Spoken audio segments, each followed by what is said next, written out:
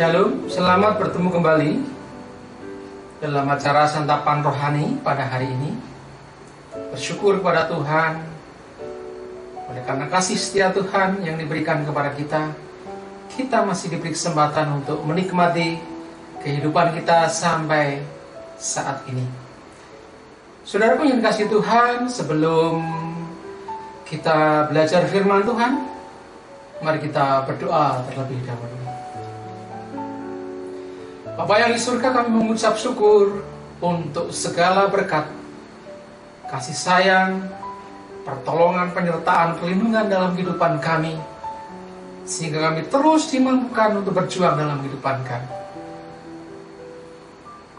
Saat ini kami akan mendengarkan firman, merenungkan firman. Ya Roh Kudus, pimpinlah kami, sehingga kami boleh mengerti akan kehendak-Mu.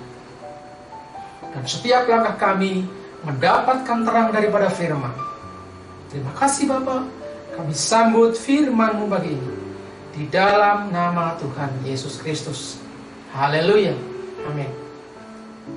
Saudaraku yang dikasihi Tuhan, kesempatan saat ini kita akan belajar firman Tuhan yang saya beri tema mumpung masih hidup. Temanya adalah mumpung masih hidup, yang terambil dari kitab Wahyu 20 ayat 12. Kitab Wahyu 20 ayat 12, demikian firman Tuhan. Dan aku melihat orang-orang mati, besar dan kecil, berdiri di depan tahta itu. Lalu dibuka semua kitab.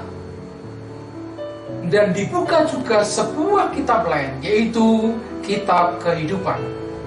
Dan orang-orang mati dihakimi menurut perbuatan mereka, berdasarkan apa yang ada tertulis di dalam kitab itu.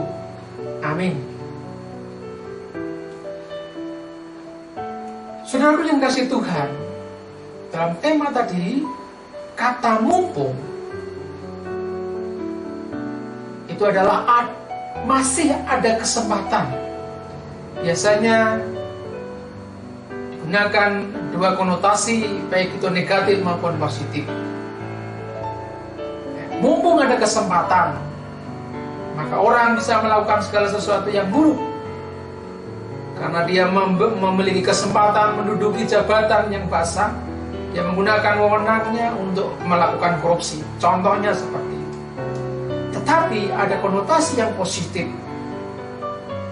Mumpung diberikan kesehatan oleh Tuhan, maka akan menggunakan kesempatan dengan baik untuk datang kepada Tuhan, untuk bersekutu dengan Tuhan. Mumpung diberi kesempatan untuk hidup, maka melakukan segala sesuatu yang baik, yang menjadi berkat bagi orang-orang lain. Saudara yang kasih Tuhan, ada peribahasa mengatakan gajah mati meninggalkan gading, manusia mati meninggalkan nama baik. Ketika orang dipanggil Tuhan atau meninggal dunia, pasti akan meninggalkan kesan bagi orang-orang yang ditinggalkan, baik itu keluarga, kerabat, teman, atau orang sekitarnya. Ada yang sangat mengesankan karena semasa hidupnya banyak berbuat baik, memperhatikan dan menolong orang lain, serta melayani Tuhan. Tetapi atau bisa mungkin karena dia spektakulernya prestasi yang luar biasa, sehingga orang lain mengenang. Contohnya seperti tokoh legendaris yang seringkali disebut atau diberikan julukan The King of Pop, Michael Jackson, yang meninggal beberapa tahun yang lalu. Oleh karena fan-nya itu terkesan dengan sungguh, maka dia diberikan julukan The King of Pop, Raja Pop, karena dia terkenal, begitu sangat terkenal ke seluruh dunia. Tetapi juga ada yang justru meninggalkan kesan yang negatif, karena mungkin dalam kehidupannya dulu itu jahat, kikir, cerewet, tidak jujur, bahkan mungkin merencanakan kejahatan yang besar, melakukan kejahatan yang besar, kita mungkin terkesan sampai sekarang.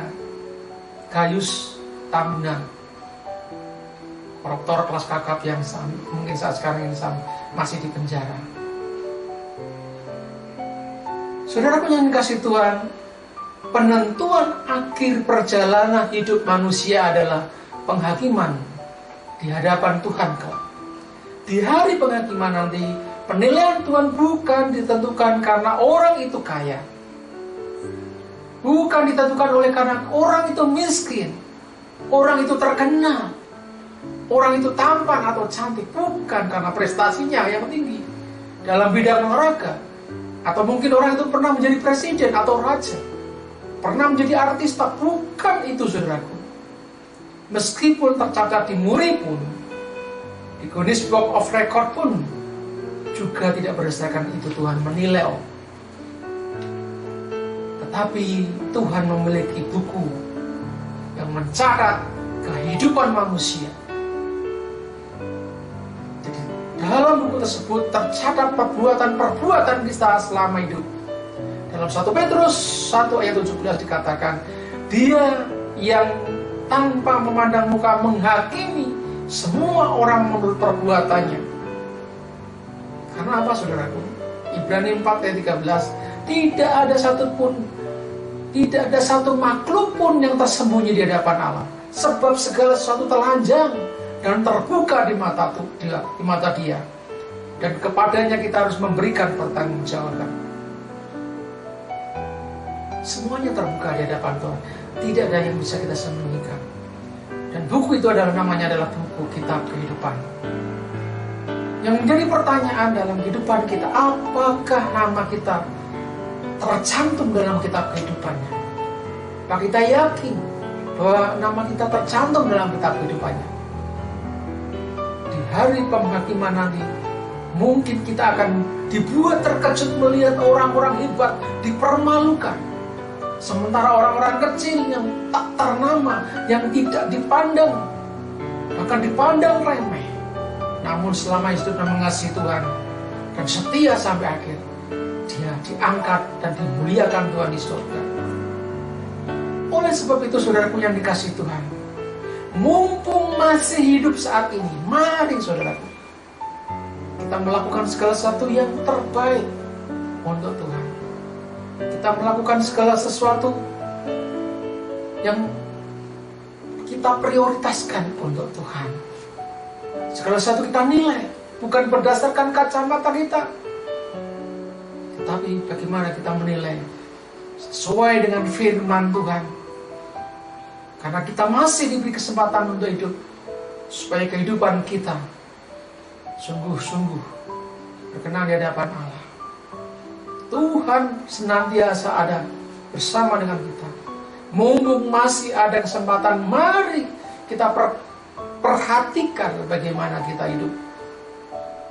Kiranya kita semakin setia kepada Tuhan, semakin melakukan apa yang menjadi kehendak Tuhan, dan semakin berjalan sesuai dengan kehendak-Nya. Kiranya Tuhan Yesus memberkati dan menyertai kita. Amin. Mari kita berdoa. Bapa yang sangat baik, kami bersyukur pagi ini Tuhan mengingatkan kami. Masih diberi kesempatan, kami harus terus merenungkan bagaimana kami hidup dalam kehidupan kami, supaya kami terus dapat melakukan segala sesuatu sesuai dengan kehendak-Mu ya Bapa. Kami menyerahkan kehidupan kami pada hari ini. Diberkati Tuhan seluruh jemaat-Mu dalam pergumulan mereka masing-masing, yang mengalami sakit penyakit, yang mengalami beban atau persoalan hidup. Dalam nama Yesus, Tuhan akan menolong. Tuhan juga memberkati pekerjaan mereka, keluarga mereka. Di dalam nama Yesus, Tuhan juga memberkati pelayanan gereja, segala rencana-rencana yang telah ditetapkan oleh gereja. Kami menyerahkan dalam nama Tuhan Yesus. Terima kasih untuk hari ini Tuhan. Kami menyerahkan sepenuhnya kepadamu. Menyerahkan hidup kami sepenuhnya di dalam nama Tuhan Yesus. Haleluya. Amin.